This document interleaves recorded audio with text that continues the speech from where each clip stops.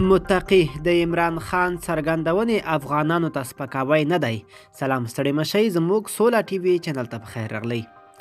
د طالبان حکومت د بهرنیو چارو سرپرست وزیر امیر خان متقي وایي چې د نجونو د تعلیم په هکله د عمران خان څرګندونې افغانانو ته سپکاوی نه دی.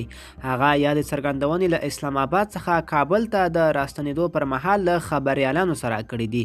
د نوموړي په خبره د عمران خان خبرې توهین‌آمیزه نه وي او دا خبرې د نوموړي شخصي نظر دی. ښاغلي متقي دغه راز په افغانستان کې د داعش ډلې د فعالیت په اړه وویل چې د افغانستان له خاورې به د هیڅ هیواد په وړاندې ګټه وانخیستل شي او وایي دوی خپلو ژمنو ته ژمن دي او تر اوسه له افغانستان څخه هیڅ هیواد ته د داعش ګواښ نه دی پیښ شوی. د پاکستان لومړي وزیر عمران خان پرون په اسلام آباد کې د اسلامي همکاریو سازمان غونډې ته په خبرو کې وویل چې په افغانستان کې د نجونو د زده کړو موضوع کلتوري مسله ده او نړیوال دی د افغانانو یاد کلتور په پام کې ونیسي. نوموړي همداراز اندېښنه څرګنده کړې وه چې داعش په افغانستان کې فعالیت لري او له هغه ځایه پاکستان ګواښي.